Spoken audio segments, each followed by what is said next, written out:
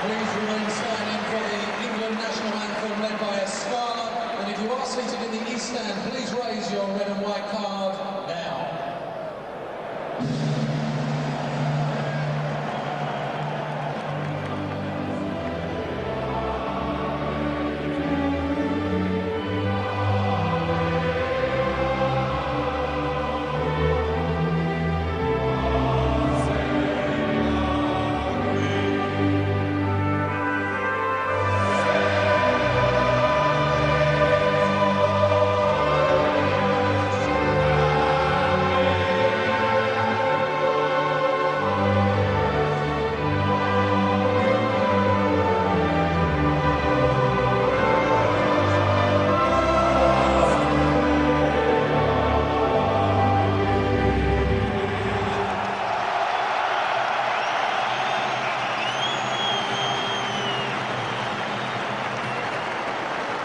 Well, they meant that bit, didn't they? And we build to the haka, the All Black challenge. Can England use it to fuel their fire?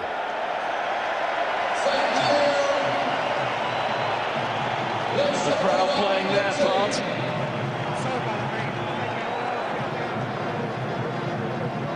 It's very much the subplot to all internationals involved in New Zealand. Whatever your opinions, though, it is wonderful sporting theatre.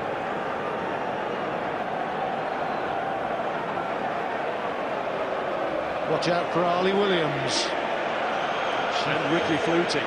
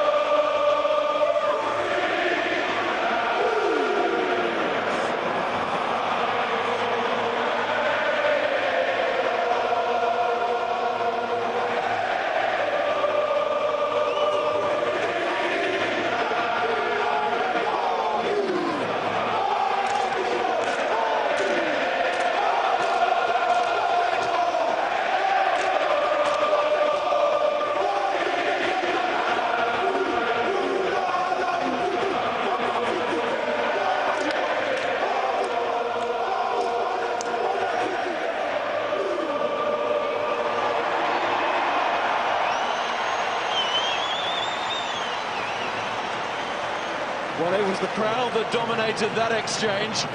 The England crowd doing their bit for the home team there. Let's just hope that they haven't inspired New Zealand there. They booed England at the end against South Africa, but they're doing their bit for them there as Piriwipu offers the challenge. Great stuff.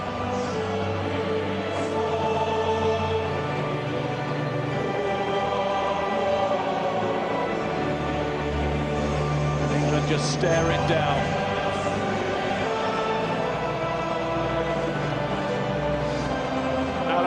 Is our referee,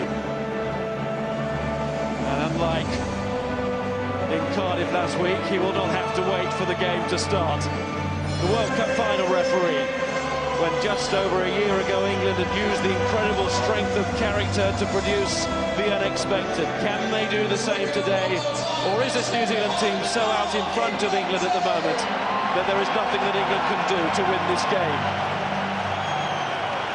We're about to find out.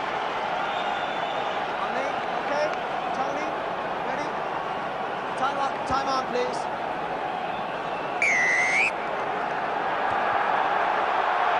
It's Toby Flood who starts the match. Chased by Monyu, went forward off him.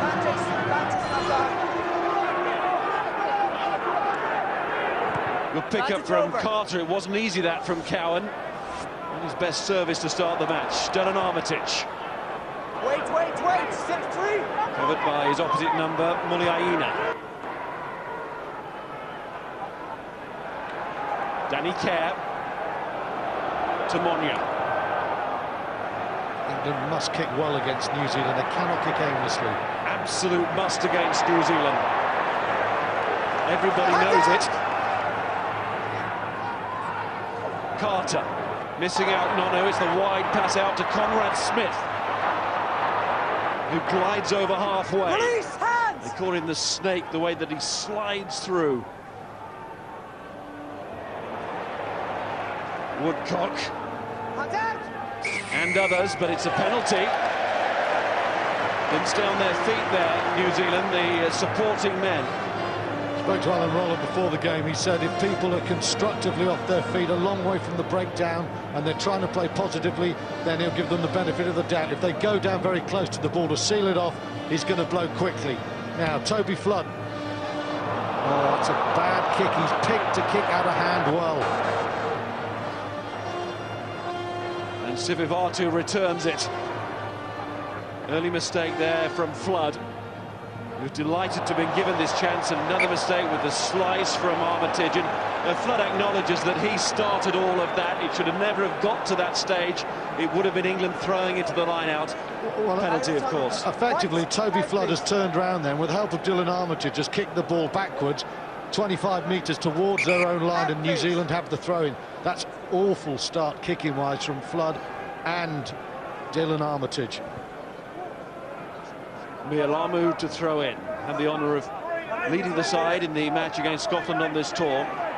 And very much the start with Andrew Hoare getting injured in Hong Kong. Through goes Kerr, through go England. Saw the pace of Kerr there. And he's going to try in the second test in the summer. And this is very important. England have got to target Ali Williams there. And England getting their men up at the front of the line out. Nick Kennedy called in to disrupt. And it's an area of weakness. Ali Williams, two things there you can say about him. He wins a lot of line-outs, but he wins too much. He is, New Zealand's line-out is vulnerable because he is too exclusively the main man. And that's two line-outs for New Zealand. One lost, one free kick. Good start for England there. And England get the free kick. Indication there that Mialamu has to get that ball in. Flood's turn to pick up off his bootlaces like Carter did before. Jamie Noon, England's most experienced back, on 37 caps now, and he's got to show that as a leader in the back line. Ricky Flutie, nothing particularly startling there from Flutie, just played the percentages. I think England will play a lot of territory today. There you can see Rodney Sohiali taking the full impact of Phil Vickery's very bulky, craggy Cornish head there. England playing deep territory. They're going to want to press the New Zealand line out. Kennedy's already messed up one. Sohialu's strong at the front that time. And he really is the definition of a handful on the pitch, Rodney Sohialu. And Danny Kerr's proving to be a bit of a handful there for Cowan, but he did well to get his box kick away. Nick Easter and McCaw couldn't really locate it. McCaw doesn't like the fact that it's gone against his side, but it's gone forward. Yeah, it's not forward off Richie McCaw. Very good kick from Jimmy Cowan there. He's having a bit of a royal battle royal with Piriwepu for the number 9 jersey. Tough on the bits and pieces. That's a good kick. McCaw wins it, and then he does lose it, and Ali Williams, who is very quick of movement and mind on this tour, snaffles it. There's the mark here. Come up, please, England. Crouch. Matching each other stone for stone. Crouch.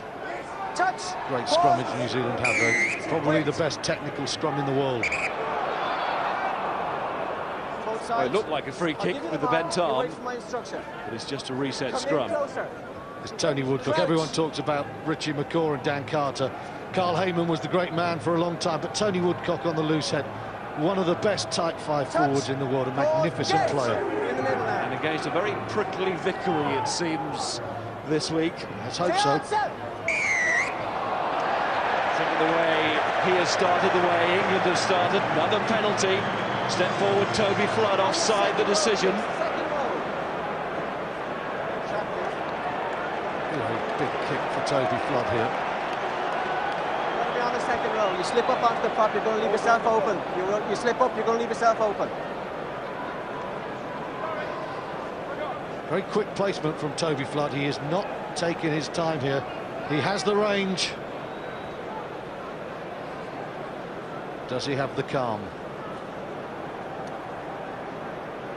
Such an important moment for him and for the team.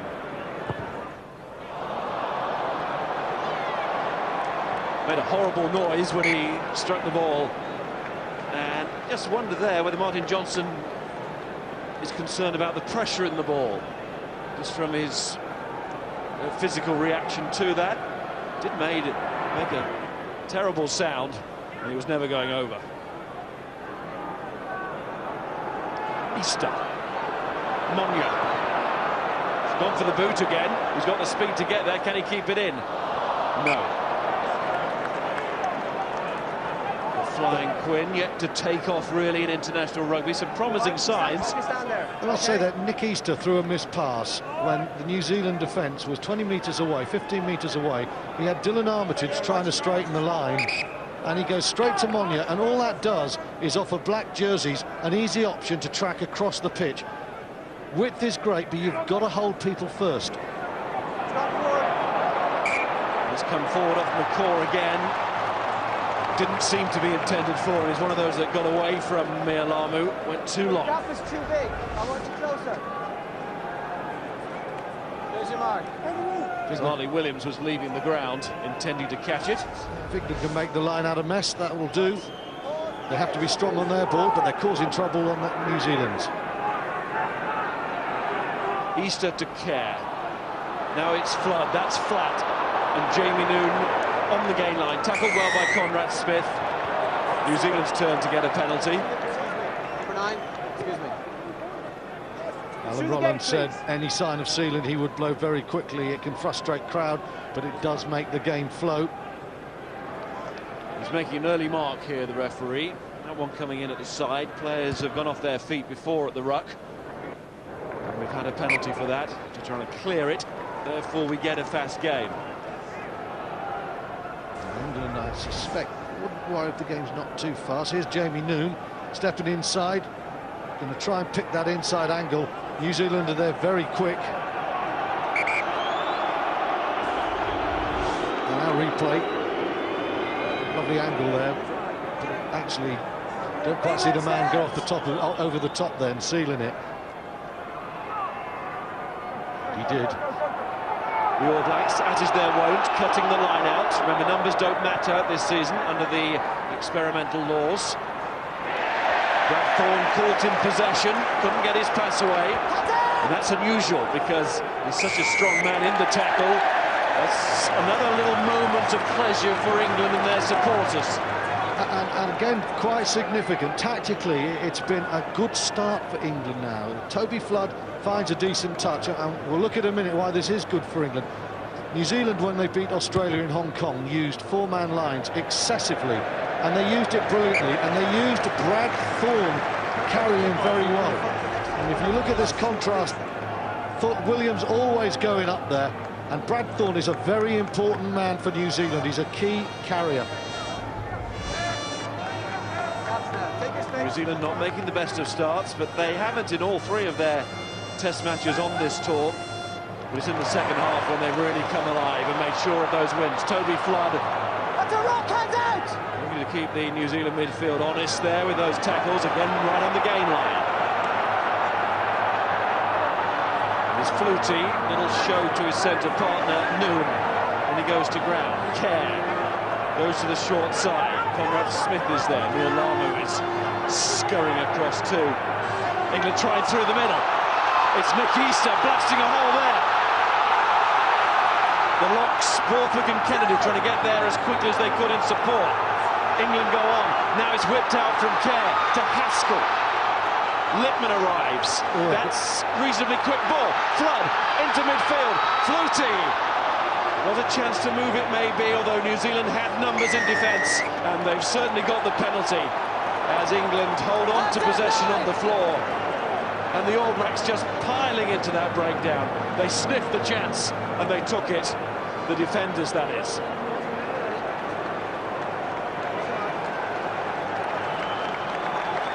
Right, there was a chance here. I think England were actually looking to release Paul Saki there.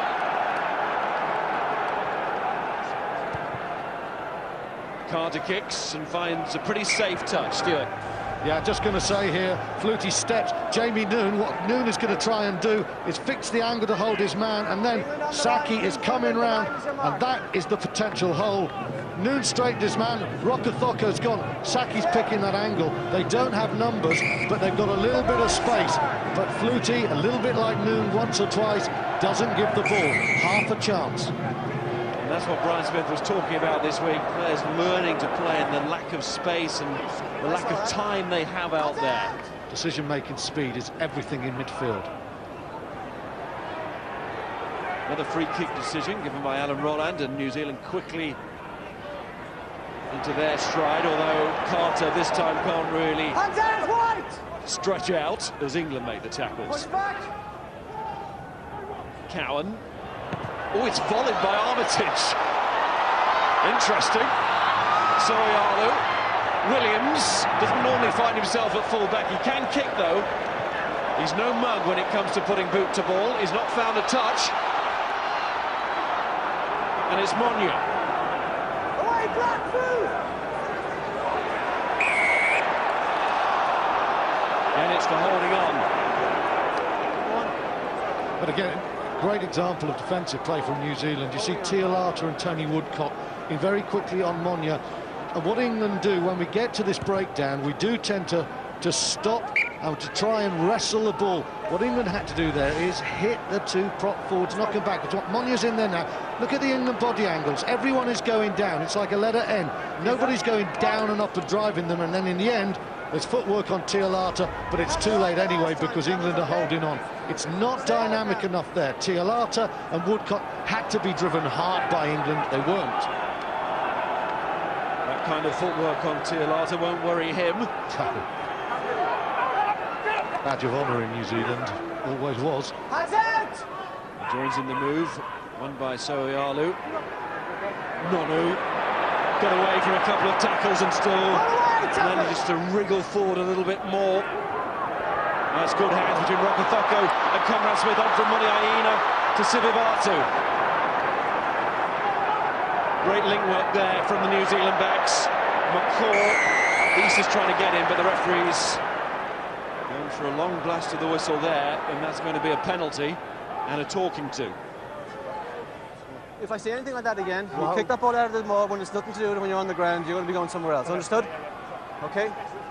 Marcus here. That in attacking position, you know, sometimes Heineken Cup Rugby or Super 14 or Premiership or Magnus, Alan Rolland might well have said yellow card straight away. On the behind the line, please. New Zealand, you can see they mean business. They want the Grand Slam. It's about securing the points, and they've gone to Carter. Here's Nonu. Gets a step on his former Wellington mate Flutie, and Jamie Noon well, he doesn't bring him down. He loses his foot in Nonu. He is a threat. And he will be planning a bit of a Wellington storm for Flutie today. What a year he's had, Nonu. Fantastic, he's really come through. Lovely hands from Conrad Smith. What a contrast. Nonu's all power, his passing game is better. Smith is sinuous, and he's always had a lovely passing game. And that's pretty cynical there from Danny Kerr. Perhaps you could say he is lucky not to be spending 10 minutes in the bin. Well, Nonu never used to pass when he burst onto the scene. A little bit like Tana Umunga, another great man of Wellington. But how did he adjust to international rugby, Umunga? And Nonu's doing the same. Here's the bane of England, Daniel Carter. 120 points in 6 starts against England to this point. Oh, even when he hits them badly, they go over. Well, 3 points, whatever. Here's Phil Greening on the front line. Circled here, we've got McCall and Dan Carter. Everyone talks about McCall at the breakdown, but every Kiwi player is really talented in this area. Dan Carter gets to his feet quickly, stays the side of the England team, so stops Toby Flood from clearing the ball clean. McCall's in, straight turnover, every player's got it. We never talk about the brilliance of Dan Carter's backside, but Phil Green has just spotted it. Well done, Phil. And here is Carter, and plenty of pressure there from Lippman and Kerr. He's bouncing around, who can get a hand on it? It came off New Zealand again. England put into the scrum. So despite England's early forays inside that New Zealand 22, it's New Zealand who lead, courtesy of that Dan Carter penalty goal. This was the attempted charge down by England's 9 and 7. Good idea, Danny Kerr and Mike Littman going at Carter, and you see they're going on the outside of his left foot, so he can't go anywhere. If they can force him back inside into the forwards, if you are going to let Dan Carter run, you want him running back into the tight five. Occasionally he'll snake through, but it gives you a chance of getting hold of him. Tactically, it's been quite a good start by England. They just still lack that little bit of precision, though. But they might not be lacking points now, because this is bang in front and it is a must-get kick in international rugby, in any form of professional rugby for Toby Flood, and certainly against New Zealand. This has to go over. This is unmissable if you're going to beat the All Blacks. Tony Woodcock, one of the world's best loose heads, penalised there, going down. Phil Vickery, he's been charged up. He'll be pleased with that penalty. One of or the best? I think Tony Woodcock's the best loose head in the moment. I'd love to hear what Sean Fitzpatrick has to say. He knows a mite more than I do about the front row. But as a Kiwi, I'm sure he'll probably agree. Well, you know a bit about kicking, and Toby Flood does what he had to do.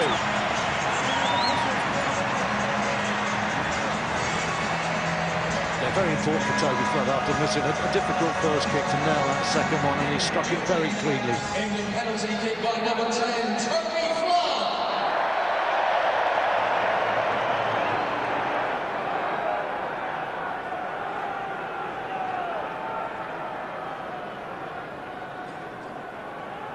Intriguing start to this match.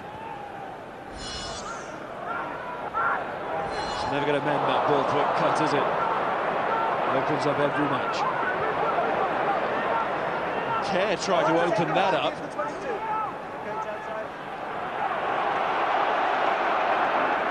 Put the brakes on crucially just before he got too close to the touchline. Ox. Saki. Yet to get into the match, Paul Saki. Had a horrible weekend last weekend.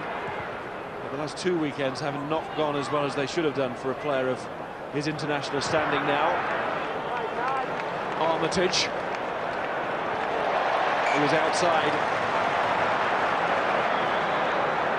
He gave that too much, didn't he? I mean, he was middle of the park there. That's a very long kick from Dylan Armitage there. But it's a big error as well. And Sivivatu, look at that game control. There's what, 6 centimetres? The ball is 6 feet away from hitting the ground, and he's looked, he's made his decision. He is not going to make an error there. Armitage does. New Zealand have a good attacking position. Second kicking error from the fullback. Sivivatu went to the same school, college as Jonah Lomu. Wesley College. And this is New Zealand into the England 22, with genuine purpose there from the forwards, and one of those forwards, well, three of them staying out in midfield. Of course, Oyala and Thorne to an extra weight in that attack, but it didn't work. England's captain's gone in to sort it out. It'll do England no harm to fluster New Zealand. Come here, please. Time out, please, sorry. Look, Whistle was well gone. Leave him alone. Don't retaliate. Excuse me. Leave him alone and don't move. Touch him.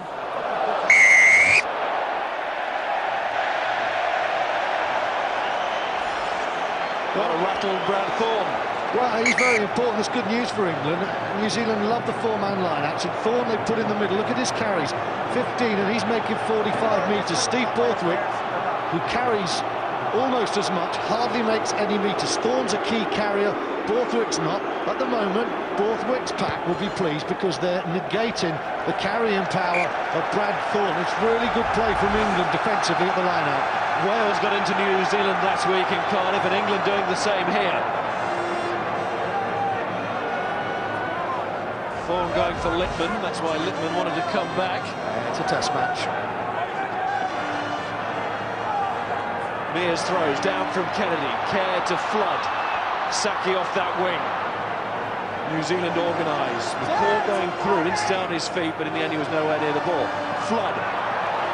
Where's this one going to break? That's not good enough. Last third of the field, England got attacking position, and they've just given that ball back to New Zealand. If Flood is picked to vary his tactical kicking game, it has to be on the money, and that was 10 metres the wrong side of where it needed to be. Posing no difficulty for Mills Muliaina. Danny Cipriani having to be content with a place on the bench this weekend. He said himself that he would have dropped himself. He had to make the decision.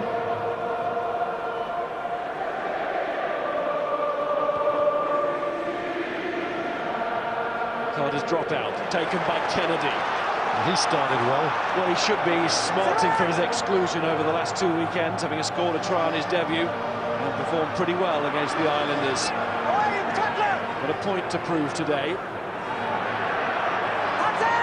Easter in there with the muscle again. Flood, Flutie, Armitage. Conrad Smith hanging on to the leg of Armitage. Did enough to stop him. Payne was there. Mears. That's a rock hand! Kerr. Flood. Flutie. Can England find a way through? Saki might be that man. Stay! Kerr again. England trying to build a position here. Easter. He's carrying well, Nick Easter. Flood. Mears. With that low style of his. But not enough on this occasion. And now England kick the ball away. That's going to cost another 10 metres.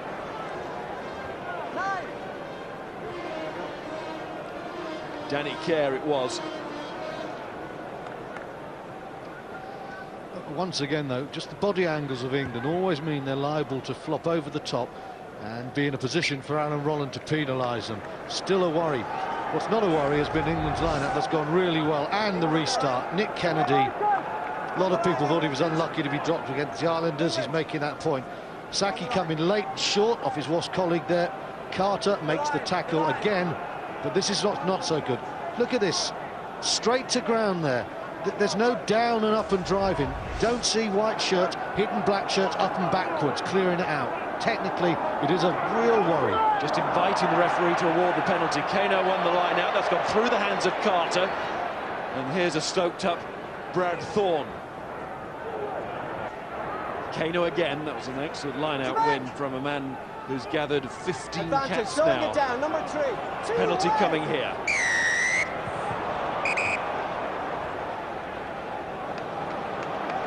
And more than a penalty. Off goes Lee Mears. 10 minutes in the sin bin for him. It's a major blow to England and their chances. And what's happened, England have given a penalty. Ugo Monye goes off his feet one end. New Zealand get an attacking position and then slowing it down again from England. The ghosts of Australia revisiting them. He said 3 first of all. He said Phil Vickery, number 3.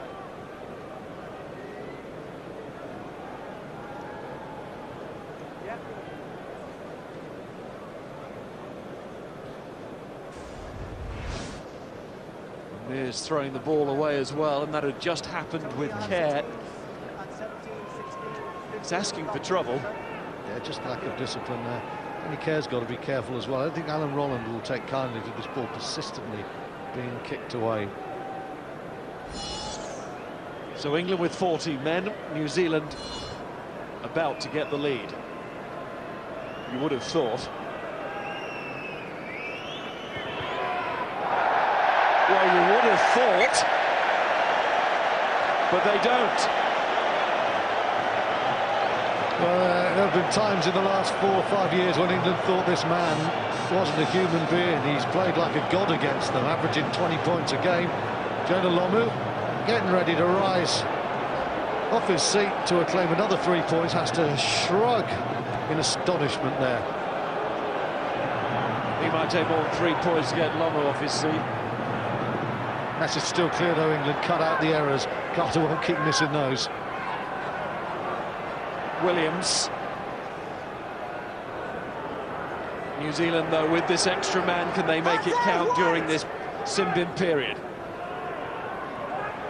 Feet. very sloppy down the blind side there. It didn't go forward. Adam Rolland thought that anyway. He was right there in line.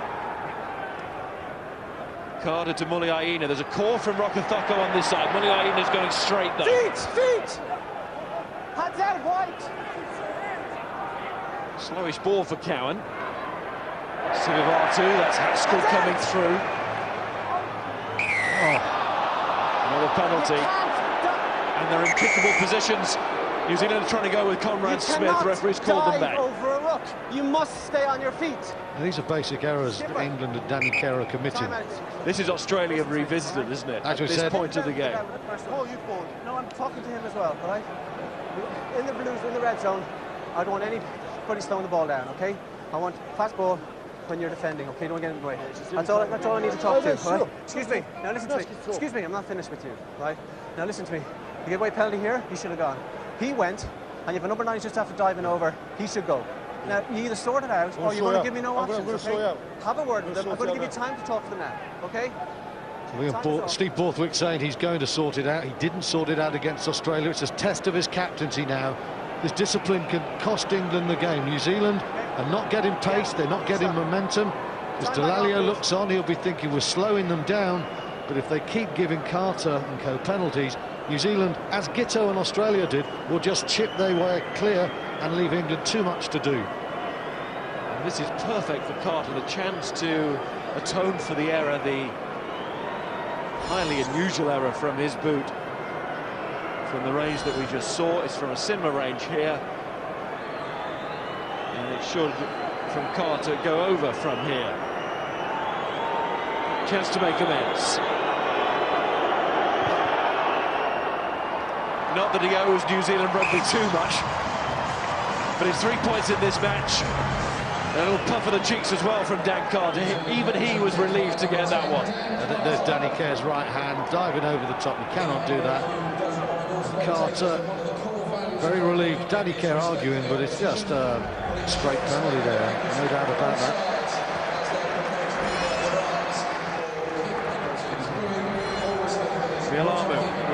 Rokothoko has got a bit of space to work in here. That's excellent tracking back by Tim Payne, the loose head prop.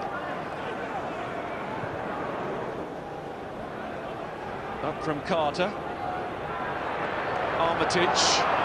A lot of black shirts in front of him to work his way through. He didn't panic.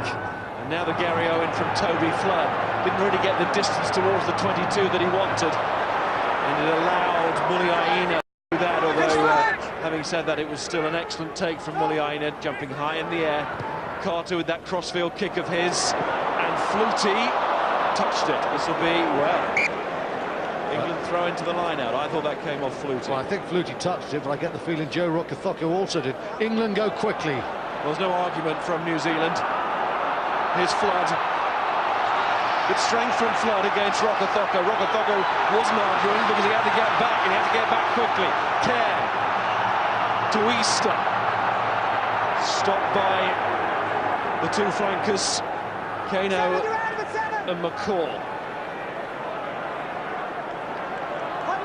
Flood's gone very deep here. Is he thinking about a drop goal? He is. Toby Flood for the 3 points. Oh. Well, it was better than Dan Carter's second penalty attempt, but that's all you can say for that. Here's Flood trying to pick up the pace of the game, inject a little bit of the razzmatazz that England and Flood and Geraghty combined when they beat France under Ashton a few years ago. Working very hard to stay on his feet there, but again, that's 40 metres out. It's a difficult kick, but he had a lot of time, and England need to take advantage. New Zealand, they're not playing brilliantly. They come well in the second half, but England know they're mortals. It's something to work on here.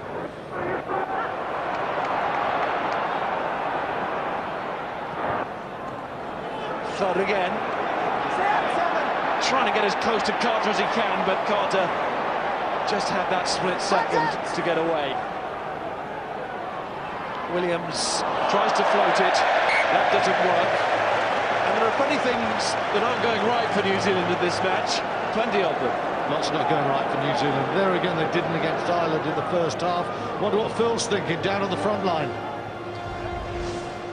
Stuart just circled here. I just want to show Lippmann bringing some enthusiasm and, you know, a la Lawrence Delalio banter into the game, and also showing Thorne after that elbow there that he's not going to be bullied today, and he's got a personal battle with McCall, and he's just standing up like Delalio did for the England team a few years ago. Well, Michael Lippmann said himself this week that one of the reasons for his inclusion in the side was a bit of leadership. Yeah, and there's all sorts of ways to lead a team. And now, it's Michael Lippmann showing that he's a line-out thrower. Let's see, is it as easy as the hookers say it isn't? Ah, simple. Dylan Hartley is stripped off and waiting as Lee Mears in the sin bin. Lippmann does a pretty good job of it, and here's Haskell. Out it pops to Kerr, to Flood. Where's Flutie gone? He's drifted on into midfield. Monument come off the wing as the inside centre, if you like. Alan Rolland's awarded another penalty. It was a mess at that breakdown, bodies all over the place. Turned in the tackle is what Alan Rolland was saying. New Zealand, the dark masters of the breakdown, and they are getting the share of the penalties there.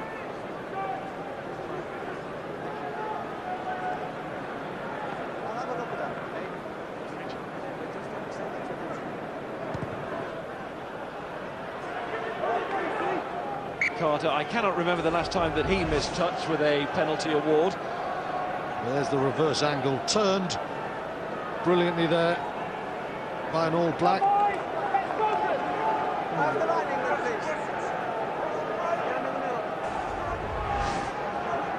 England off their feet, it's a call, it's a tight one.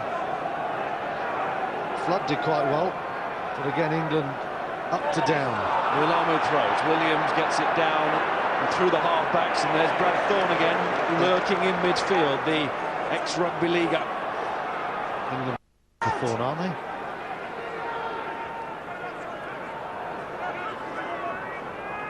Carter. Lovely feet there from Carter. Cowan.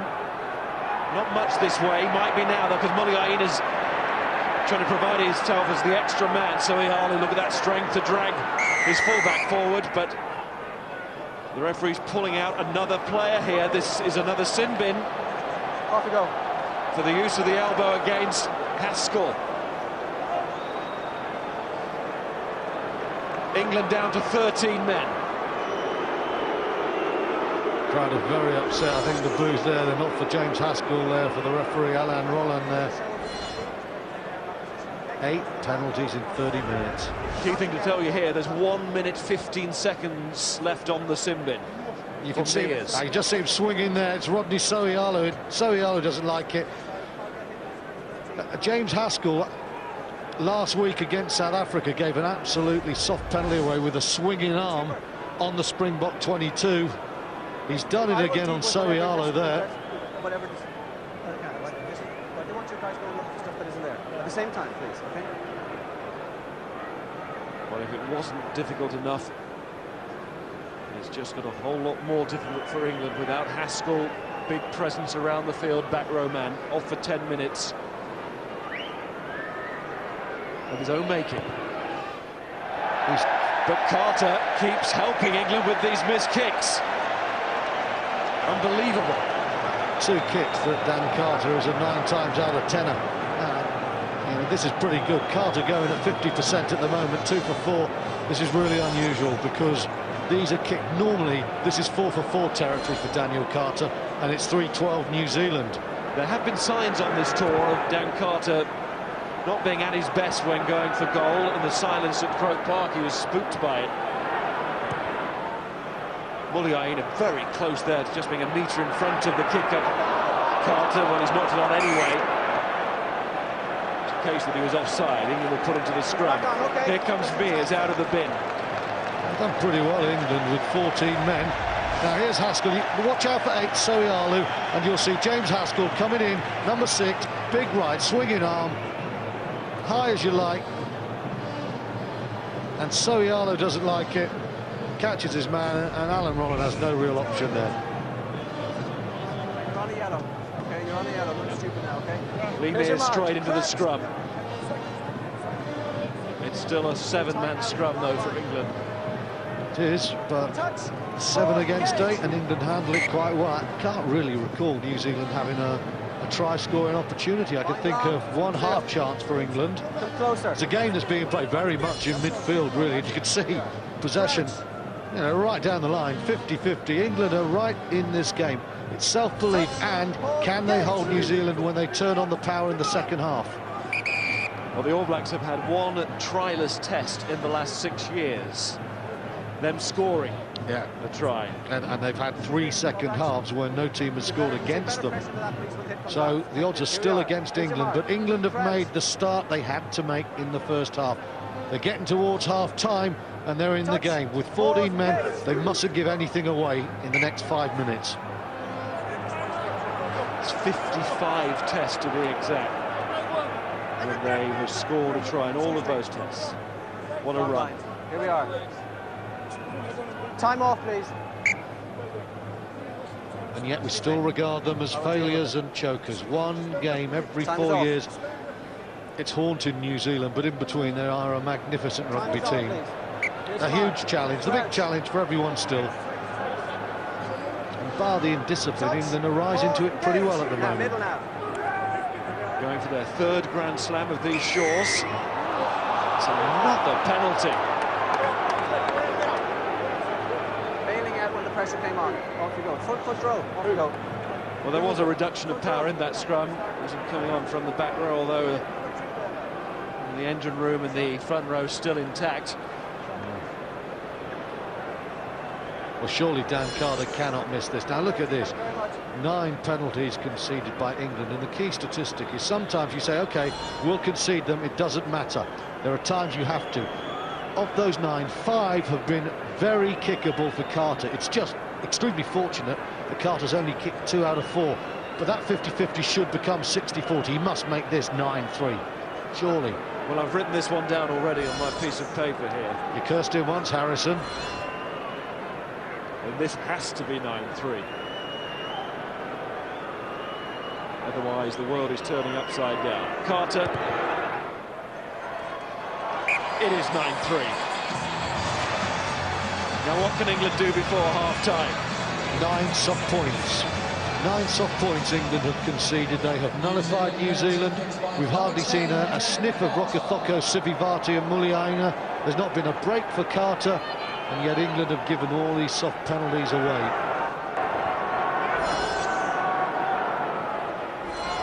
Kevin Mialamu.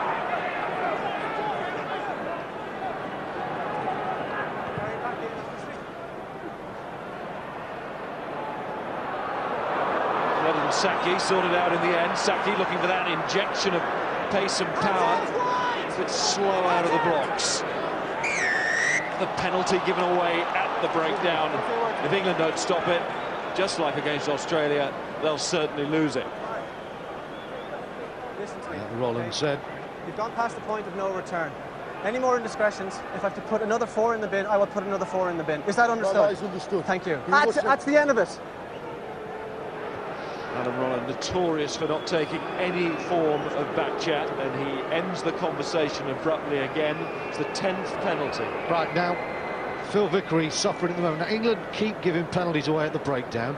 They get an easy ball, 30 metres from their line, and Toby Flood gives the ball to Saki to carry into a wall of black jerseys when they're perpetually giving away penalties. The risk is there. It's another soft option. It was a bad decision by England not to kick that ball. I'm certain Johnson wants his fly half to play territory. Saki ran into a black wall there, and England gave another penalty away. That script was already written. Soft penalty, much harder kick. What about Carter from here?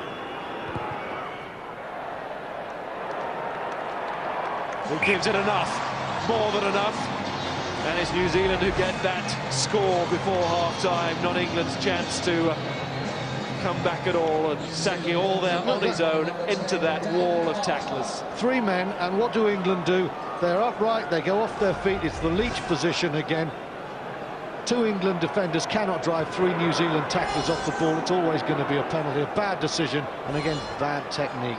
We're harping back to it, but it's this inability to make the right call and win at the breakdown that's costing England.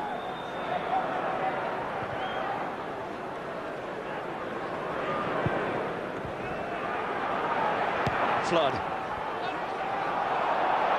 Constantly going for the high kick. Mistake from Cowan, put off by Kerr's presence. Flood to Vickery. Now how's he feeling? Good recovery. Kerr to Flood. Flutie. Recovered from a hamstring problem that took him off the field against South Africa before half-time. Vickery's finding himself now at outside centre. That is not the attacking play England needs. Static at outside centre. It's a turnover. It's great ball for New Zealand, and it's just before half-time, and Woodcock. England still without Haskell, remember.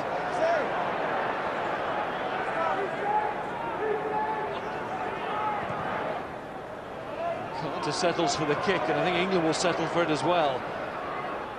Flood. Kathoko is beaten. McCaw is not. Flood must release this, otherwise it's another penalty. Look at New Zealand at the breakdown. It really stay on their feet when they arrived. Cowan was one of those players. Armitage taken back into the 22. England will concede ground if it goes out. It doesn't. It's the final play of this first half. At the moment, the gap 9 points. At the moment. And it's Nonu, and it's breaking up, and there's a call inside from Woodcock. It's not the best pass. And that's half-time, with New Zealand sort of put there by England's lack of discipline in kickable positions again. It could have been worse if Carter got his kicks, all of those kicks, Stuart. Well, tactically, England did some things very well. Kennedy's well done well. They've nullified Brad Thorne, and that stopped New Zealand getting an attacking platform. But boy, we complained about England's ill discipline against Australia. It's twice as bad today. It's killing England, even when New Zealand are not playing well. England have to sort out this discipline. Half-time then at Twickenham. At the end of New Zealand's Grand Slam tour, it is England 3, New Zealand 12.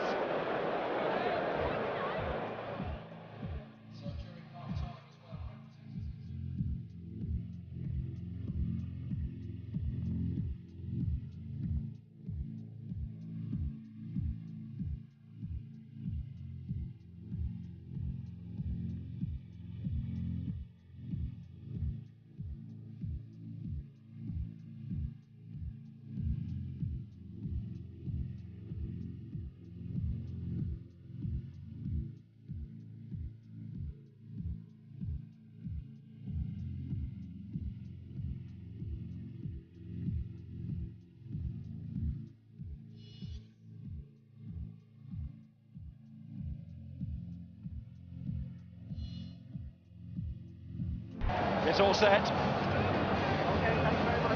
Dan Carter has ball in hand, no changes made by either side at half-time, and 1 minute left on the James Haskell sim bin as far as England and New Zealand are concerned. Taken by Armitage, given to Flutie, and there is Easter, galloping on! Oh, he's just been tackled. Lou was trying to get there, Kerr has got there. It's Kerr against New Zealand, needs help.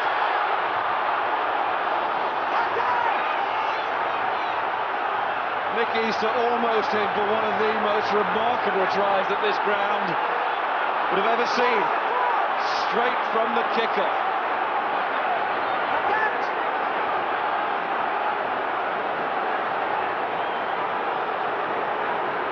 Now it's slow. Now England have to use some muscle and then a bit of nous.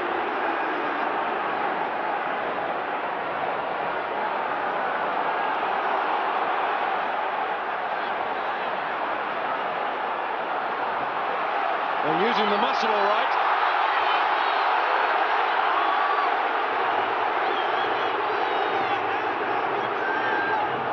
Easter against Thorne.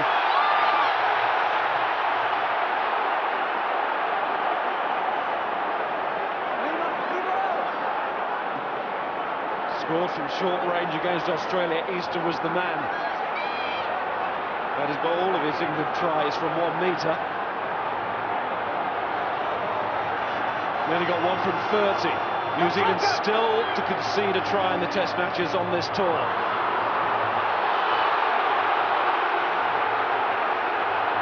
Out it goes to Flutie, Saki, almost away, he's back on his feet, Nonu just did enough, ball's coming back, look at the weight of tackling there. Fantastic commitment from New Zealand.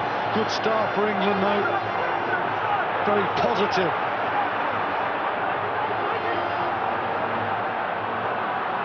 Lippmann spills the ball and look at New Zealand go from here. Cowan is trying to run it away and Flood has come across and he's gone high and he didn't bother here. Has to be for the high challenge.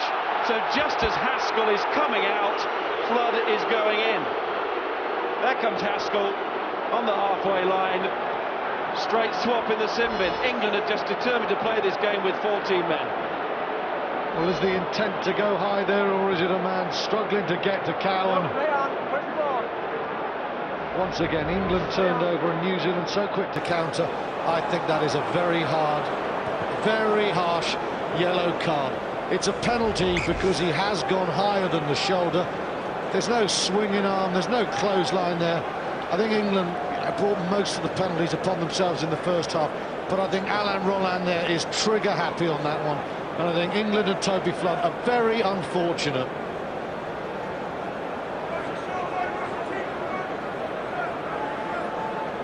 So Toby Flood left to reflect on Alain Rolland's decision. Stand in the middle of it. I suppose the thing to ask, did he need to go that high? Well, no, he didn't, but it's still not a yellow card. I mean, basically, there was no intent. It's a penalty. Cowan. In comes Mears, and that would have been a real present. They have ball foot there, but also the very quick care it could have gone to. New Zealand counter with Conrad Smith showing power with ball in hand, not just in the tackle. Still New Zealand smothered that England attack so well towards the corner. Carter switching play, picking out Monya, and that's not a convincing kick from Monya. Wasn't great from Carter, but England just giving it back to the New Zealand fly half to do that. Well, Carter loves to go right to left, onto his left foot and hook it back. He practices very hard on that, but the execution was really poor. Here's the moment where England thought they were back in the game. Nick Easter going, Noon on his shoulder, that Carter's right hand there, almost away. So close, and then they just didn't have the numbers there. Kerr picked it up, Saki was wide, and New Zealand scrambled out of it. Let's take it back in, let's take it back in. Taken by Kennedy. That's a maul! England, of course, without their fly half and without their place kicker. Dylan Armitage will be the man to take over the duties at goal, should those opportunities arise in this period. It's back foot time again for England.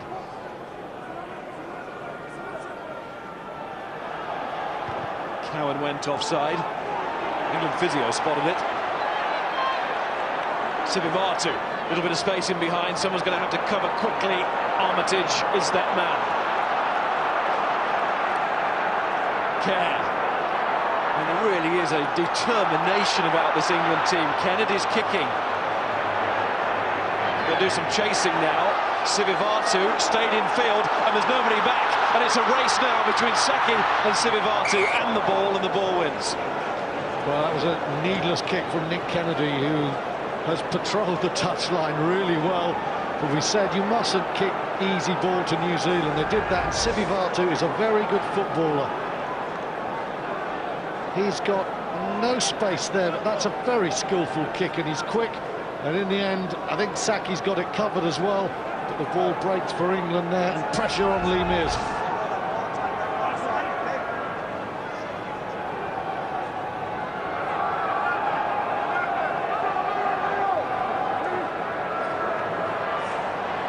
Mears and Kennedy combine.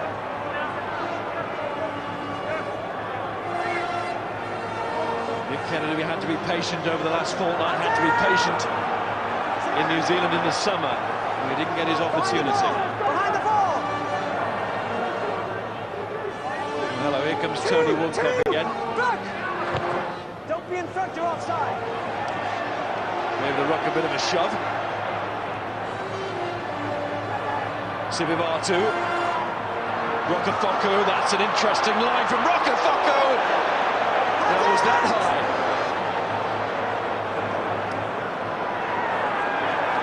Referee lets it go. Woodcock is shoved wide. Form tries to keep him in. Danny Kerr's got it again. Floater pass out to Flutie. It's the cavalry charge again after the long kick. And it's Monya leading it. All over Sivivatu, McCall, Smith. England disrupting, and listen to the response of the crowd. Well, the crowd from the very start of this game with the half have done all they can for England, and they are respecting the fact that England persistently playing the All Blacks a man down and taking this game to them. Smart play from Danny Kerr there. Flutie thinks England do not have the numbers in attack. They don't. The kick breaks his way, and Sivivatu, covering every blade of ground, in the end is forced into the error there. Great defensive play. Is that Jamie Noon there, covering the ground? Oh, Danny Kerr, the whistle's blown already. If that ball had been live, that would have been a penalty. Took a warning, and you can understand why. He's up for this, Danny Kerr. What can England do here without their fly half? Well, they got Ricky Flutie, of course, who's played there a lot. What I think they could do is probably try and dominate a scrum here and put Nick Easter in and try and drive the forwards. Or get a penalty for 3 points, that'll do. Without their fly half and kicker, so Armitage will have to kick if England go for it from there. It's tense up front again. To the point of spilling over. I want number 5, please. Time out, This please. is a rapidly bubbling pot now. Why are you getting involved in something that has absolutely nothing to do with you? Excuse me. Okay, do it again. That's where you're going. Thank you. Ali Williams, he cannot help himself. Really emerged as an outstanding player in the last year. But England have rattled him and Brad Thorne from the start. Now with Toby Flood off, Dylan Armitage, unquestionably England's find of the autumn series, now has a shot at goal. Frontline quickly with Phil. Stewart just circled here as Phil Vickery's bind. He's bind earlier on Woodcock's shoulder. This causes Woodcock to not be able to get a grip, but also with the bind, Vickery then can get inside, get into Mialamu to give England that round the corner so Easter can pick up. Woodcock had no chance. Great little dirty tactics from Vickery, from the old man himself. Now Armitage, first kick a goal in international rugby. What a lift it would give his team and the crowd, who hardly need lifting. Such has been the volume at the start of this second half. Armitage, it's a cracking strike, you know. Sailing through. That's the confidence of the man. We've seen it in his fullback play throughout the series. Now we see it in his kick at goal. He got a drop goal a couple of weeks ago. He's got a penalty goal now. He has grown from a fledgling international into a full-scale one very quickly in this last month. What a lovely kick that was from a very confident player. Borthwick's take. Now, as Sean Fitzpatrick said, England need to be smart. They need to be playing in New Zealand territory, and when they kick, they need to kick well. New Zealand are still likely to counter.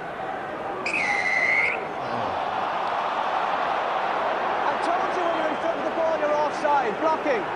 Michael Lippman just straying into an offside position. And a penalty critically in another kickable area. And the crowd think that's a pedantic call. I think he might have something to it there. If there's any consolation for England here, the way he's kicked today, this is a very difficult one for Dan Carter, but Carter's got that ability to miss a couple in front of the post and then bisect the post. If you tell him I got it wrong, well then fine, we'll talk about it afterwards, but at the same time, I'll come over that side. Okay. Bisect the post like Dylan Armitage. Richie McCaw. It's an interesting chat with Alan Rolland.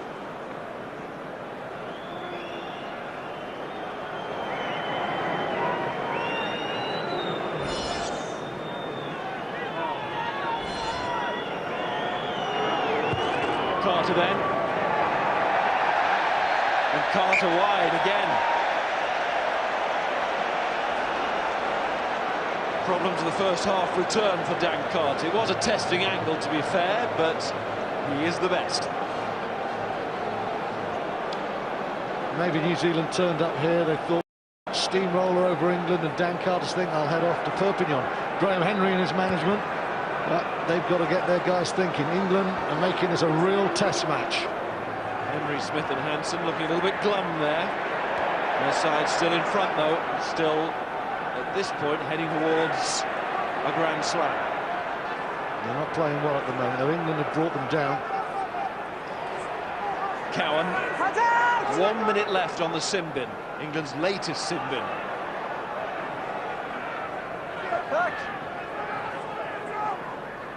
The council let you have 3 bins. Defensive Alan Rolland is driving the garbage van. Carter. Oh, that's a lovely break. Sumptuous play from Carter, but then he's rattled by the tackle. And a big one, too, from Armitage. Noon was on hand, but it was Armitage who really went in hard. That's the magic of Dan Carter. He's off day, he's not kicking well. There's no space. A lovely side-in step there. And then that handoff. He's such a powerful man. Really has a great handoff. Phil Vickery, World Cup winning prop. Get out of the way. Smashes him, then the step, but Armitage stays strong, and Jamie Noon comes through upper body, 2-on-1, loses contact there. After that break from Carter, knock-on is a good result for England. Hasn't he done well with that man, Dylan Armitage? It's been a good afternoon for London Irish, because Kennedy's gone very well too. There's been a big debate, hasn't there, about you know, levels of fitness with the ELVs, with all the free kicks down south, and maybe the Southern Hemisphere side have been that much fitter. I put that point to Jamie Noon in the week, and he said, no, won't have any of that. We felt really strong at the end of games. Obviously took on board, as everybody has in the England playing camp, about the mistakes that have been made, but he was adamant that fitness had not been a problem. But of course, he is one of the fittest around. Just tell you about the change before we come in on that, Stuart. The change in the front row, and it's Matt Stevens on for Phil Vickery. Stu. Well, we can only judge on the evidence of our eyes, and both Australia and South Africa did finish stronger in this game. I think Will made the point at half-time. The penalties have disrupted New Zealand's rhythm, and that has helped England immeasurably. Still got 25 minutes to go, and this is where New Zealand traditionally pick it up. But at the moment, England are playing with some inspiration. Easter's had a strong game, and Kerr there shows that he's learning. He's getting that ball away quicker and on that boot as quick as he can. Armitage was always going to be chopped, but he's found his mate Easter. Well, he had poise, didn't he, Dylan Armitage? Again, he's having another very fine game. Flutie needs poise there, as he had to wait for the ball to come to him. Muliaina, that little chip of his, that's the channel that he likes. And both players do really well, allowing the tackle man to get back on his feet and not losing any of the bite in the contact. Muliaina, that was a good contest. Carter on that diagonal into a lot of space. Kerr. Scything kick from Carter, beautiful kick. Here comes Sivivatu. Kerr won't get long, and that put the pressure on. It led to the slice. Some big names in front of Danny Kerr there, some big names of world rugby. That was a brilliant kick from Daniel Carter. New Zealand are not playing their game, but Carter, a searing cross kick there. Danny Kerr had no angle, he slipped. Carter has given what a team not finding his best needs, the right territory to try and build. England again on the defensive. They need to start working in New Zealand territory at the moment. New Zealand just starting to impose territorial control. Good long throw from Mialamu. Kano's there in midfield. Carter. Alarm bells should be ringing now for England. This is where New Zealand strike and certainly in the second half, but not this time. Holding on, says Aaron Rolland. There's been a lot of whistle. England won't complain about that particular one. You know, well, England have conceded a lot of penalties, but the other side of it is that they have put pressure on New Zealand, and New Zealand have not got the quality of ball that they would want. And because of that, once again, England get a penalty where New Zealand so often strike. And Flood restored, goes for touch. And makes it, and it wasn't too conservative either. It was a very good kick, wasn't it? Matt Stevens now in on Ali Williams. Good body angle there in a defensive sense. The problem is England adopt that attitude, that position in attack. Defensively, that's brilliant from Matt Stevens. Double change from the All Blacks. Kieran Reid is coming on to win his third cap. He made his debut against Scotland. He's on for Jerome Kano. And that is Nimia Tialata going off for John Arfoa at prop. Here's England's new prop, Matt Stevens. Good offload to Borthwick, his old club colleague at Bath. Toby Flood takes on the New Zealand midfield. Everything is this way for England. They've got nobody to the left at all. Care. Lippmann drops it. And now England must fan out to the left. In case of the quick turnover, it doesn't come back. New Zealand ball at the scrum. Again, Matt Stevens on the pitch. He's had a good impact from the start, hasn't he? He's made one turnover into a penalty. Always trying to offload. That's a lovely offload from Stevens there. And Borthwick doesn't carry where he's not very effective. He just moves the ball from the point of contact.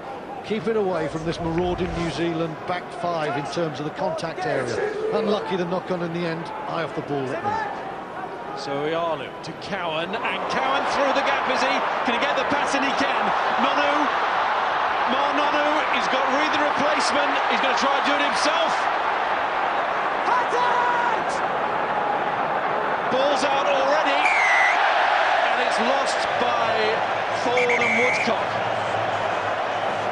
Well, that was a golden chance. England have been talking about missed opportunities in the last few weeks. Graham Henry must be thinking that could have been the game. That's a lovely break from Cowan. Flood just waits. He has to step back in there. Nonu can't get the pass away to Reid, but he's ball in two hands. He's drawing into him like bees to a honeypot, and then it's a quick ball required. It goes the wrong way. Scrambling defence from England, still in the game. I mean, clearly New Zealand not at their best, but part of that has to be the fact that England are more than living with the best side in the world at the moment. Well, they've lifted their game, haven't they, after the shambles that was South Africa last week. And last week, South Africa would have scored. Tom Rees coming on now for Lippmann, who's done admirably. England throwing on all the impact they can gather for 20 minutes. They are still in this game. Johnson said if we get within 60, we could win it. They didn't get anywhere near it against South Africa. Against New Zealand, they are just about within touching reach. Touching distance, I should say. So Lippmann off, Tom Rees on. Rees after his best game in the series against South Africa. Look at that shove on from the New Zealand pack, and it's New Zealand ball, and it's Smith to Nonu. And surely New Zealand won't waste this chance. Muliaina will get in the corner for that try. Well, it's beautifully finished by the All Blacks three-quarters, but put that one down to New Zealand's scrum. England, in a defensive scrum, shunted off the ball. What a time for a turnover. And watch Conrad Smith, the way he straightens the man, and Nonu's improvement. He doesn't get try-line fever. Brilliant scrum from New Zealand. Cowan, who's beautiful ball there. Watch now, straightens it up. Smith, Nonu waits, he's patient. Rokothoku 2-on-1. It's lovely handling. It looks easy. It is easy, but New Zealand have done the basics well. That's good from Rokothoku. It's fantastic from Jimmy Cowan. The All Blacks swoop again. Like we know they can. Created by the power of the forwards, that try. Beautifully finished by the backs, of course, but it wouldn't have happened had it not been for that surge at the scrum. And here's Dan Carter, who still can't find his kicking boots. Let's go down to the front line and a front row man, Phil Greening. From that scrum, you've got Woodcock here, Same position as Vickery, but Matt Stevens has got his right shoulder out. He's let Woodcock get under that right shoulder. Once you do that as a loose head, you're in a whole world of pain. Woodcock feels that, they get under, turn over the ball, and there's some great lines to finish this try off. And I wonder what Phil Vickery thought of all of that. That's interesting, isn't it? Very enlightening there from Phil, because Vickery, you know, he's conned the odd penalty, he's put pressure on Woodcock, and then Stevens comes on. We've seen him tackle and offload, but on a key scrum, Woodcock explodes into life, and Stevens' naivety tells. There's not that many scrums in a game, but if you get the big one wrong, you can lose matches. And now we see England in front of the kicker at the restart. That's offside, and that's a scrum back on halfway. And England's restart work has been pretty good, hasn't it? But that's the deflationary element that comes with that try. Harry Ellis is replacing Danny Kerr, as he has done right the way through this series. Ellis, cap number 22 now, having to be content with a place on the bench because of that man, Danny Kerr. Now, this is hard times for England, because they've been banging this game. Now they're 11 down with 20 to go. They're vulnerable here. They need to really get their game going again. Carter. Armitage. Ooh. Cowan. He's starting to enjoy the game as it goes on. Jimmy Cowan, there's a little bit more space from out there now. McCaw.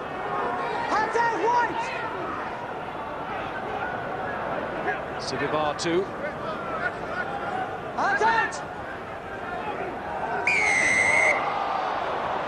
There's just a constant stream of penalties in these positions from England. They can't stem the flow. 13 now.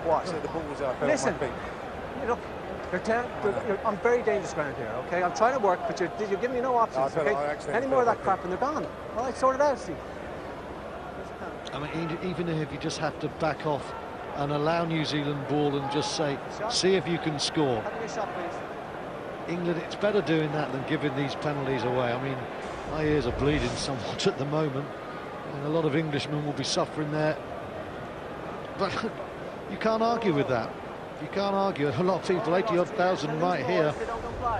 Most of these penalties have been conceded by England, as they were 2 weeks ago against Australia. Now and again, you feel that's harsh, but there's almost this English perception, oh, it's pedantic refereeing. It's not.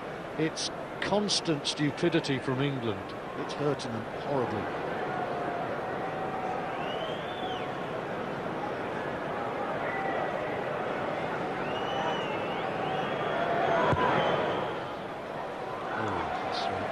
And Carter determined that time not to make the error.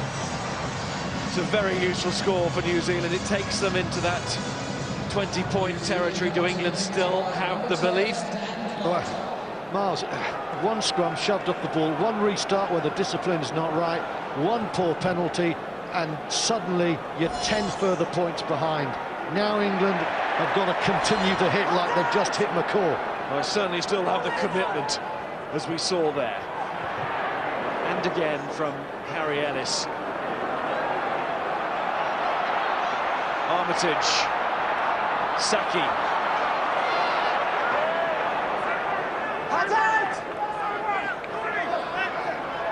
Reese.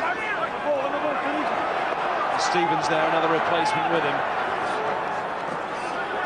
Another, the scrum half, Harry Ellis, is trying to pull this out. What's Arlo doing? Wrong side, going off his feet.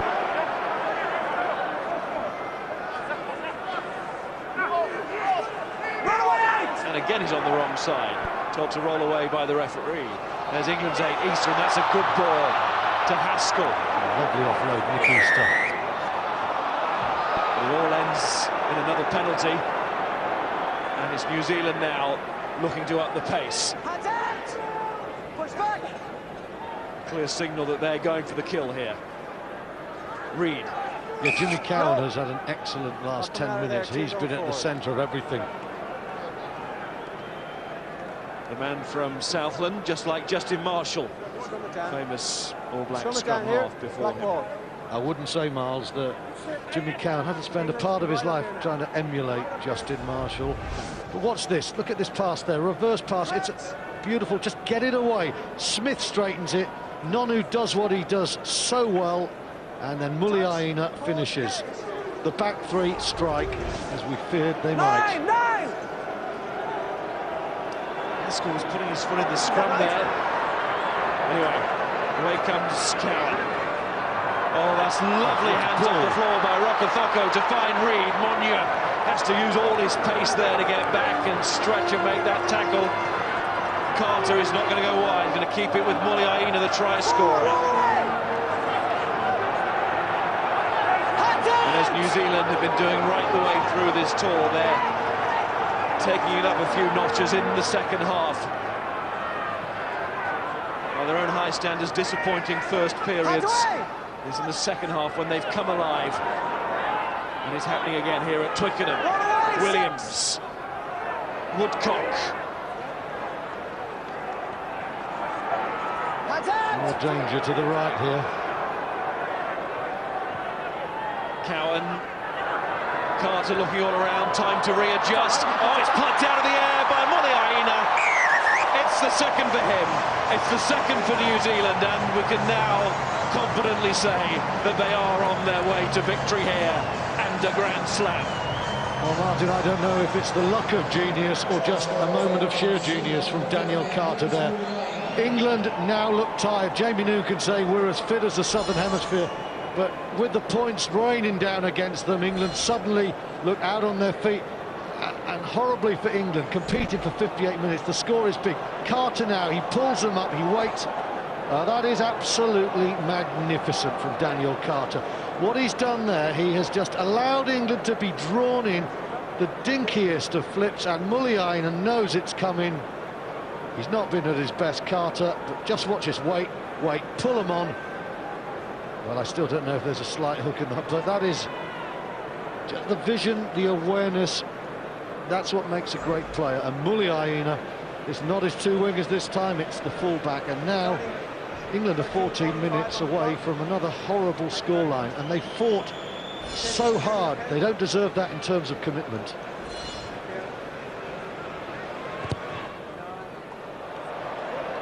And Dan Carter keeps the score at a reasonable level. He can smile about it now, because I think he, along with the rest of his colleagues, will know that this one is in the bag. One more look. Is this a fluke? Is this brilliant? It's brilliant, isn't it? I think it's brilliant. What's your view?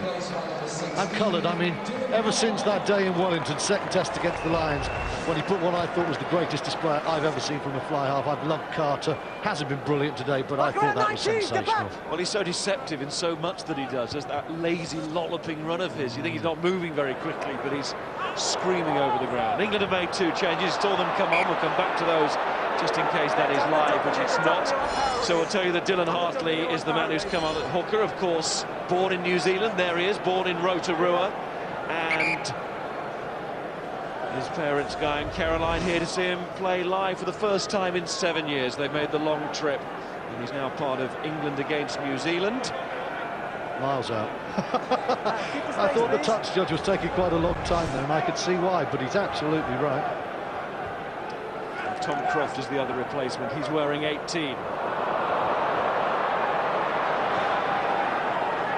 Every turnover is a threat now. Nonu. Muliaina is seeking out a hat-trick here. He's got it on to Sivivatu, and Muliaina might be about to get a hat-trick. He's first to get to the ball, but the fresh Croft was there too. Cowan's put it down, but the whistle went before that. It's carried back by White, scrum it down. It's brilliant play from Croft. But we said England now being turned over, being torn to pieces. Mills, Muliaina, almost with a hat-trick there. Croft knocks it backwards. Does anyone touch that down? Yes, Croft, well done. Scrum 5 New Zealand, though. That was the benefit of having a back row replacement as quick as Croft, wasn't it? Brad Thorne takes the applause, not at his best day. Conrad Smith, he's done some very good things in tight spots. Well, that's what he does. He's not the flashiest player in the world. He's not like Nonu, but his line for the try was lovely, and that's what he always does. Now, Carter and Sivivatu threatening together. Yeah, Smith the Snake, and that's not because he's a trained lawyer. Oh. Just looking at the alignment now. Sivivatu, if we just pan out between Cower and Carter. There we go, number 11. We're going to see him in a second as we go out. There in your screen, the wing just behind Dan Carter. The other side, Nonu. A horrible triangle. Nigel, all right? Ellis is doing his best there to stop Sohiala getting that ball away, and it's worked. Haskell now operating at 8 with Croft on the field. And he's having gone off. Ricky Flutie makes a break against the country of his birth. And there's Hartley picking the ball up against his mother country. Stevens. Taken back in by England. It's taken back in. Taken back in. Flood. Oh, Sivivatu. Well, he must have gone over in the end. He was skirting with the touchline and then was outside playing the ball. He's impressed me today, Sivivatu. Beautifully balanced. Hey, there you go. Actually, the first part he did brilliantly, but then he still had his feet in touch when he touched it again. Good kick. Toby Flood gets a little bit fortunate as England get the ball. Now, they're not going to win this game, but it would be something of a lift if England could breach this black wall that has suffocated the Northern Hemisphere, that has brought down an early winter upon the British Isles and Ireland.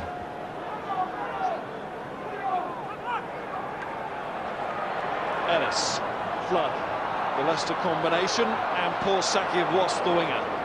There's his teammate in Tom Rees. Clubbait.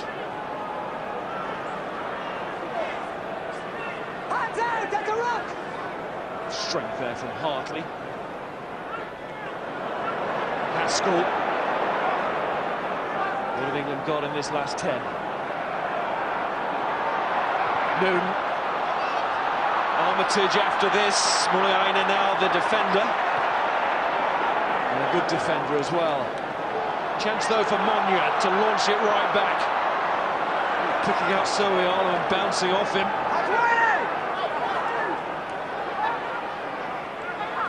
Hartley. Surely wasn't shaping to kick. He's got all the skills though. Here comes Tim Payne.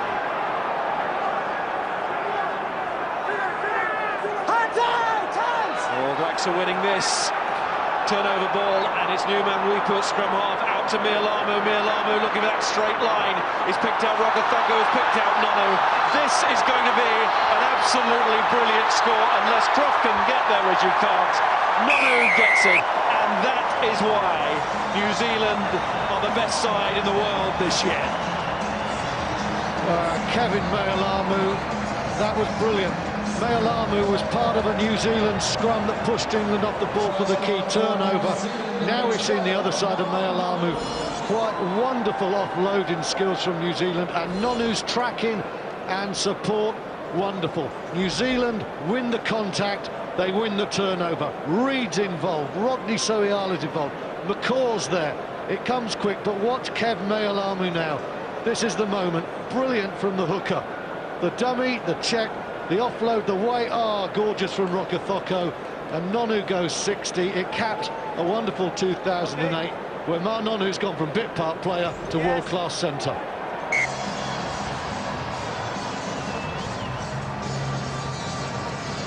And the conversion from Dan Carter is successful. This is highly successful, straightened up beautifully, Mialamu. It's Sivivatu, the left wing, is coming from the right wing infield.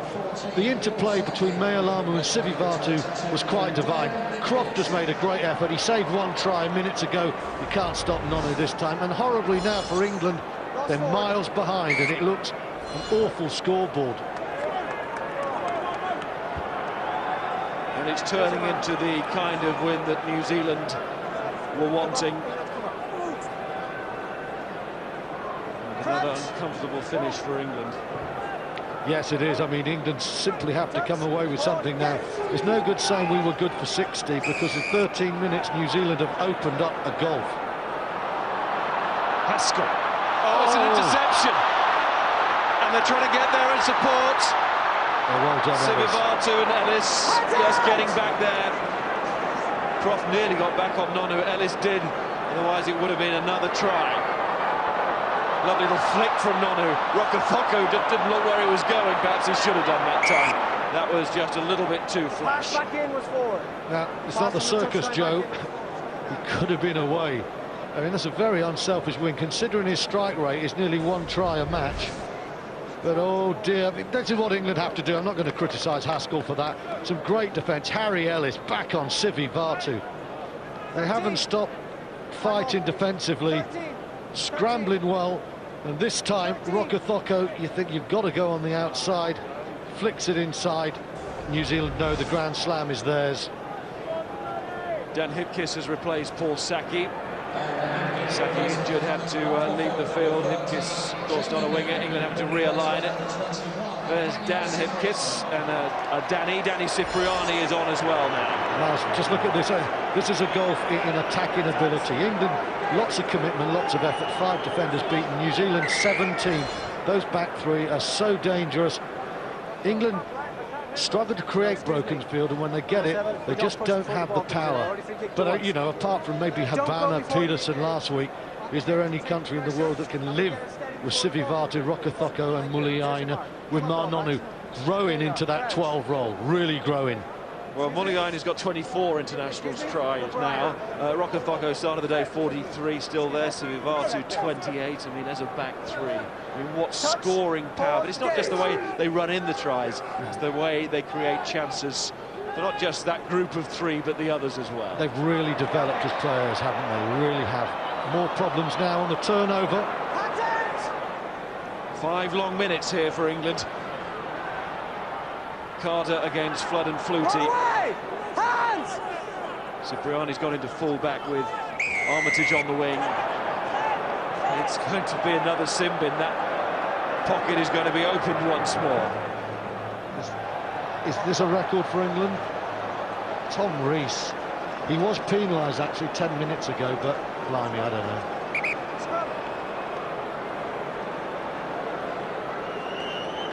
Well, at least, Miles, if England have learned one lesson, it's going to be against certain referees, you have to be cautious as possible. England are livid, and you can't understand why. A lot of the problems their own, but 4 yellow cards, it's killed them. Look at this blindside now as well, Miles. Muliaina is looking deadly. Yellow cards littered around the field like confetti. Stand in the middle, put it in straight. Look at this open side on your field, left-hand side as you look. Muliaina on one side, 4 All Blacks on the other. Dan Hipkiss and Ugo Monya have got Muliaina and Rokafoko. Dan Soialu and Ripu unleash them on that big open side. Or do they switch to Carter? So good in so little space. England in white, but feeling black. Touch, pause, engage. The All Blacks, look at the hunger in those eyes.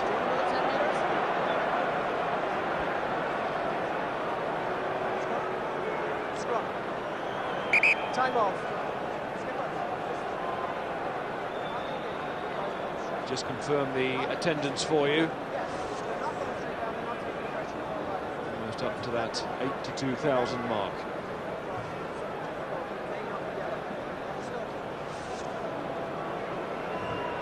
Rolland has been ruthless. I don't think there'll be a single England fan, Pause, engage. coach, player who would disagree with that. Ruthless. Yeah, I know. Lost forward. Lost by Ripu. Well, it's a regular occurrence this autumn, but England approaching the final minutes of an international match against a Southern Hemisphere side, Tri-Nations team, looking for that small consolation of a try at the end, something to shout about at least for their supporters. Your man of the match, Stuart, in this Investec Series game. Well, again, the New Zealand back row have been very prominent. Richie McCaw and Soialu have been close. The back 3 have been close. I think we'll just keep you waiting for a minute. Alan Rolland doesn't keep us waiting for the next penalty. England supporters demanding a sin bin in return. I think Toby Flood's making the same point as well. And his captain, Steve Borthwick. They thought they had it.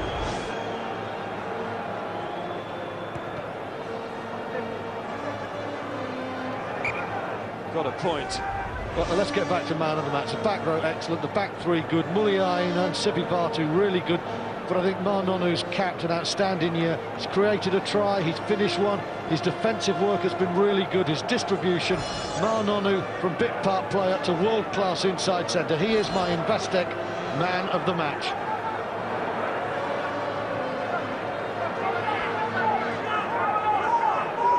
Come on, give us a bit of magic now in the last minute of the autumn internationals. New Zealand not quite up to their total here in 2006. 9 points shy of that. Looking Futi's chase, it's a good offload though by Sivivatu to McCaw and Muliaina. Toyava, the replacement, and Rokothoko. Rokothoko goes forward. It's the last minute and England will get one last scrum. Just got a bit loose, Joe Rokothoko, in the last 5 minutes, trying a bit too much, maybe. There is a golfing class when this game opens up, and the worry for England is against South Africa and again today, the last 15-20, whatever Jamie Noon may say, when the pace of this game picks up and the legs start to tire, England have got no answers, and the field suddenly looks twice as wide in the last 20 as it does for the first 60. Look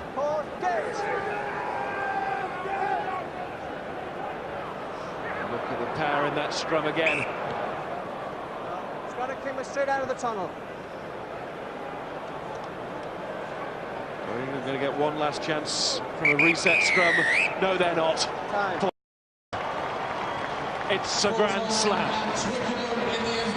for England. An autumnal wooden spoon against the Tri-Nations. 3 defeats and 3 sobering weekends of international rugby. Yeah, there will be headlines about England's 4 yellow cards, and there will be hysterics about the refereeing. But England still do give too many penalties away of their own volition. The discipline's not good enough, and undoubtedly England have to commit so many men to the breakdown and work so hard at it that they do tire. And when the likes of South Africa and New Zealand take on teams that are tiring, they find the holes, they have the pace and they have the class. Rugby is not a 40-minute game, as Wales found out last week. It's not a 60-minute game, as England found out this week. It's 80, and over 80, it's New Zealand and South Africa who dominate. Let's get specific. What were the pluses for England? What can they take out of this match and the others? Well, it worries me that England said we'll play with more passion than last week, because passion and pride should be a given, but they did. They put a huge amount into it, and one of the reasons the discipline happened was because they just tried so hard. Dylan Armitage again has rounded off a really good autumn, and I think Nick Kennedy has taken club form to international. He has to start in the Six Nations. We'll come by to the other side of the coin in a second, but let's go down to the pitch side, because there's an immediate reaction from the winning captain, the Grand Slam captain. Richie McCaw is with Graham Simmons. Miles, thank you very much indeed. Richie, many congratulations. Was the scoreboard, do you think, a fair reflection of New Zealand's superiority today? Well, I think in the end, we, especially the last 20 minutes, we were playing the game we wanted, and, you know, but for a couple of mistakes, there may have been a couple more, so, yeah, we're very happy with what happened in the end. We've seen some very dominant second 40s from New Zealand on this tour. Maybe we should have the half-time team talk before you start the game. Yeah, it'd be easier to say that, but, you know, a lot of what happens in the second half is a result of the play we do in the first half, and, you know, we see what's going to work and what's not, and then, you know, it's an 80-minute game, so you've got to play for the whole lot, and that's what we've done on this tour. Did you feel the game turned around the hour mark with the scrum when Tony Woodcock put England under pressure? Yeah, we, you know, that's a big indicator of set piece and defence, and we held them out down on our own line and got a turnover, and, you know, that can be the difference, and it felt like the game came after that, and we were able to put some real pressure on. It's not the first time the All Blacks have notched up a Grand Slam in the autumn series or on their autumn tour. First time you've done it, though, without conceding a try, Richie. I spoke to Graham Henry before the game and said, is that significant? Is that something you'll treasure? He wasn't too sure it was. How do you feel about it as a player? It indicates the attitude and what's you know, the heart of the team, really, defence. And you know, it's through defence tonight that we scored a lot of tries. So half the game you haven't got the ball. So yeah, it's what wins games sometimes. And Test match rugby, it's especially important. Another trophy for you to collect. Why don't you go and get it, Richie? Thanks a lot. Well played. Thanks, Graham. So Richie McCaw on New Zealand's Grand Slam. Stuart Barnes on England's other side of the coin, the one we didn't quite have time to address before Graham's interview. I don't think we're going to get time either, because I can see Graham pulling in James Haskell. Have to be patient, Stu. Here's James Haskell with Graham. Miles, thank you very much. James, fair play to New Zealand, but did England hand them that victory to some extent today? Yeah, I think so. Obviously, we were penalised quite a lot. We can't afford to have that against a quality side like New Zealand. I think at times, again, the scoreline, you know, is pretty flattering to the opposition, when I think a lot of times we were good, you know. 15 penalties England conceded, 8 of them kickable, 4 sin bins. Any gripes with the refereeing? No, look, at this level, you know, you've got to play to the referee, you've got to play to his interpretations. We didn't do that today, and it's very disappointing. Is it all the more disappointing since we had all these problems against Australia 2 weeks ago? I think, yeah, you know, listen, I think these 4 games, we tried to do ourselves justice and keep the ball rolling. Obviously, it's going slower than we want to, but there are positives. I'm going to keep my head up and just keep sticking together. How excited were you getting, James, right after the start of the second half when Nick Easter broke through? A lot of passion from England, a lot of get-go. Did you feel that the game could have been there for the taking? Yeah, very much so. I mean, listen, for anyone who's watching at home, anyone who cares about England, we have the passion, we have the ability to do this. It's down to execution and ruthlessness, and that will come. I'd say stick with us, and we're going to turn these results over very shortly. How long do we have to stick with you, James? How long do you think it'll take? Well, you're a keen fan, mate. As long as it takes, you know, when you're building something new, it takes time, but we have got the ability, we have got the talent, and we've got the belief to do it. Thank you, James. OK, Stuart, your turn, your reaction to the specifics on the negative side. Well, I think England have got a role model now, haven't they? I mean, New Zealand were devastated after the World Cup. They've built their defence. They're almost like an Italian soccer team. You can't get through the physicality. They absorb you, and then they strike in the last 20. They're a very fit team. They're brilliant at the breakdown. We are not brilliant at the breakdown. We're not as fit. We're not as deadly. That is where England have to go. New Zealand and South Africa are clearly the world's 1 and 2, and New Zealand are worthy winners of a Grand Slam and this tournament. And that trophy, the Hillary Shield. And Lady Hillary, you can see there, widow of the late Sir Edmund Hillary, part of the presentation party. So including the president of the RFU, Brian Williams, with a famous New Zealand rugby name. And it's a very special moment for the New Zealand players, because of course Sir Edmund Hillary, such a great hero in the All Black Rugby Nation. And they would absolutely determined to be the first names to be put on that shield.